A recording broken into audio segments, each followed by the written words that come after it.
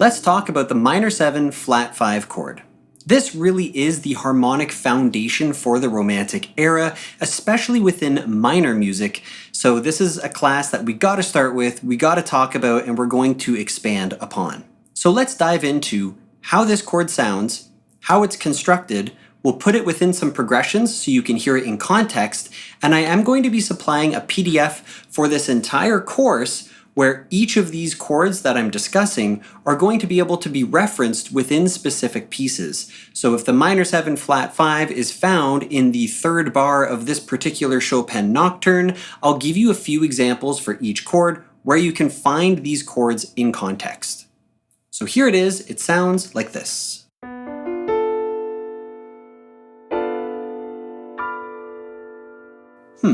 It's somewhat mysterious. It does take on some of the characteristics of a diminished chord, but it's a little bit softer because of this minor 7th that is applied on top. Now to recap diminished harmony briefly, and we are going to do a separate class within this course on diminished harmony, so I'm going to keep this brief, but basically any note, if you move up 3 semitones or a minor third, and another 3 semitones or a minor third, and another 3 semitones or another minor third, you get a diminished 7th chord.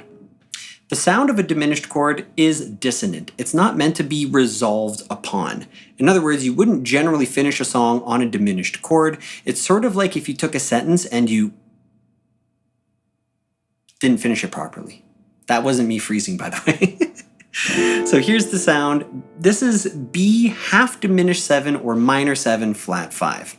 It's called minor 7 flat 5 because a minor 7th chord is a minor chord with a tone below the octave, and we've taken the 5th and we've flattened it. So we took a minor 7 chord and we've flattened the 5th. Half diminished 7 refers to the idea that it's not a diminished chord with a diminished 7, it's a diminished chord with a minor 7th.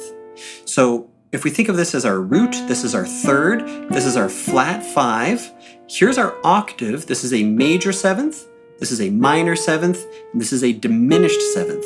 Now the way you notate the diminished 7th is very important. So if B to A sharp is a major 7, B to A is a minor 7, B to A flat would be your diminished 7. Now because of these sort of double flattened 7ths or diminished 7ths, quite often in diminished chords you'll see a combination of sharps and flats. And if you've been studying music for a while, you know generally that's not very common. We kind of stick with sharps or we stick with flats. But diminished chords are so diminished, they're so squashed, that they end up pulling sharps and flats as their way of being notated, just because they're outside of the usual realm of how we would construct chords based on major thirds and minor thirds combined. So it sounds like this, but how does it function? Well, around this time we were starting to add more notes to chords. We would see dominant 7th chords, which consisted of 4 notes, and even Beethoven was adding flat 9s to these dominant 7th chords. So because classical was starting to add more color to their chords, and Romantic era was going to take that one step further, the way we're going to start studying our harmony is to go through all of the chords in A natural minor with one extra skip. Now, Romantic music might not have used 7th chords as much as jazz. There was 6 chords and we were adding 9s and there was tons of diminished harmony. But for now, it's going to be safe if we just study it with one extra skip. So, we're going through A natural minor, starting on A minor 7. Here it is, the 2 chord were already there. B minor 7 flat 5, we'll come back to it. C major 7, D minor 7, E minor 7. F major 7, G dominant 7, and A minor 7. Now studying harmony in this way is admittedly a little bit closer to how you would study jazz harmony. Not all these chords are going to be used a ton within Romantic music, but I wanted to show you that this 2 chord, in this case, B minor 7 flat 5, was built very naturally out of the scale just by adding one extra skip. So the most common way for us to use this chord, this fancy 2 chord, would be in a predominant chord progression 2, 5, 1. B minor 7 flat 5, E dominant 7, to A minor.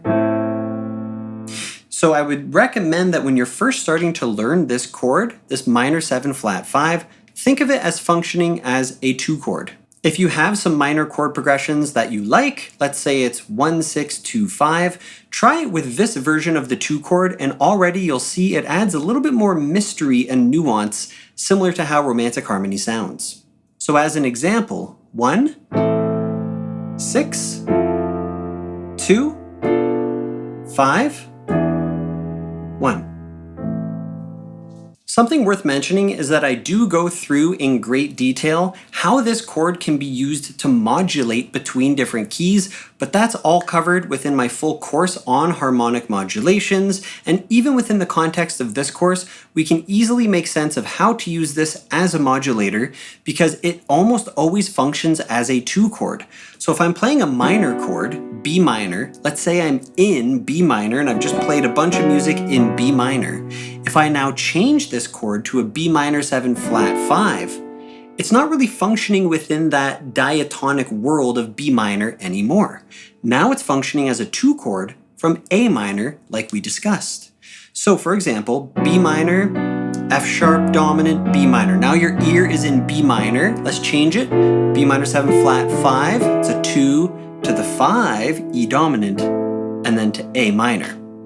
Now if that's kind of confusing, I would recommend check out the course that I have on harmonic modulations where I break things down a bunch, but I did kind of want to segue between these 2 courses because I think they're very interrelated. Now, one composer that stands out as using this chord a lot would be Chopin, and I'd recommend checking out his Prelude in E minor as it's really one of his most simple pieces to learn, and the harmony of this minor 7 flat 5 sound pops up quite a bit.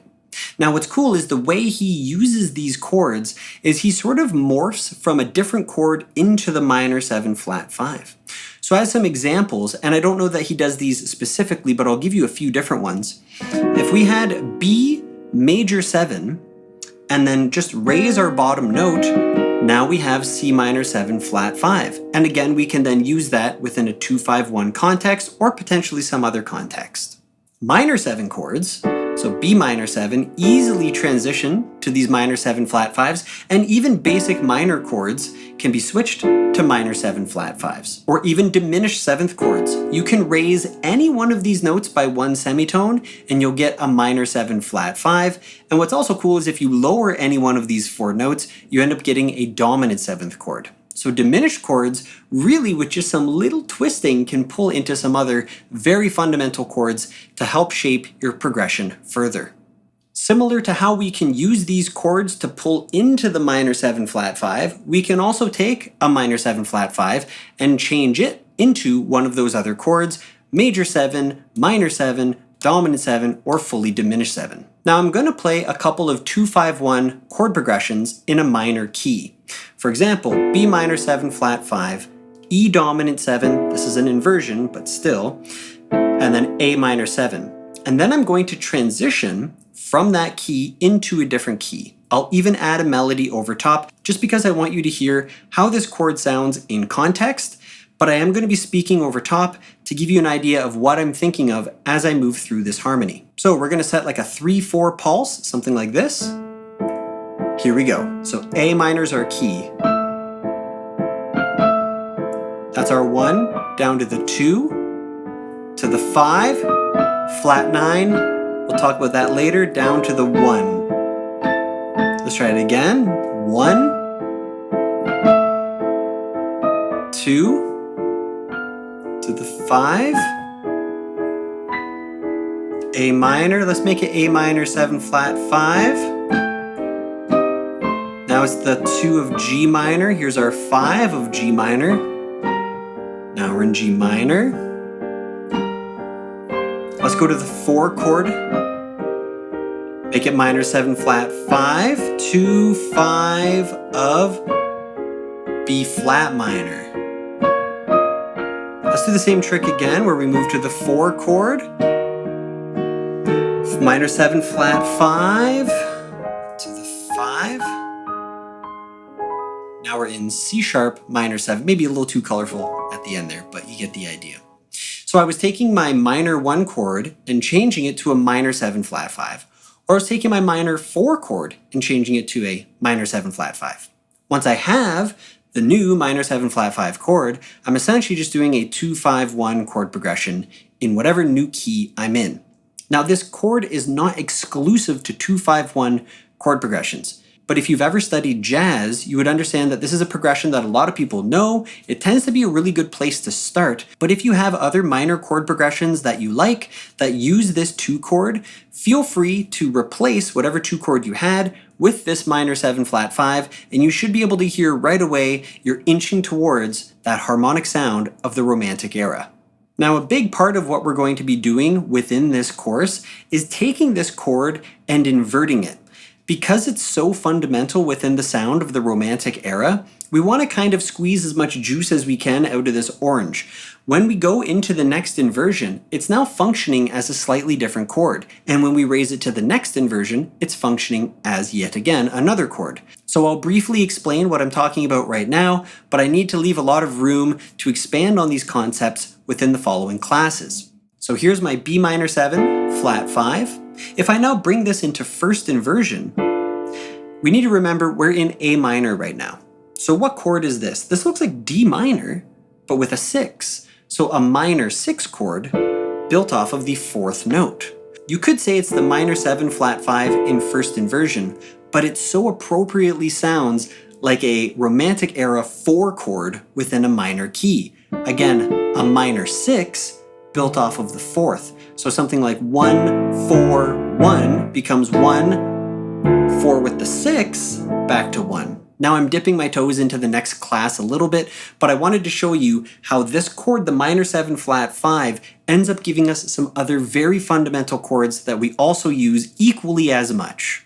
So again, I basically want you to think of this minor 7 flat 5 as the main harmonic sound within the Romantic era, at least specifically within minor music. So we've talked about how this chord is a diminished chord with a minor 7, a tone below the octave. We've talked about how it functions as a 2 chord, and I've shown you how it sounds within a short improvisation and using a few different modulations. Again, if you want to study how this is used as a modulator, check out the course that's specifically on understanding harmonic modulations. So let's continue to deep dive into our exploration of romantic harmony in the next class. I'll see you there.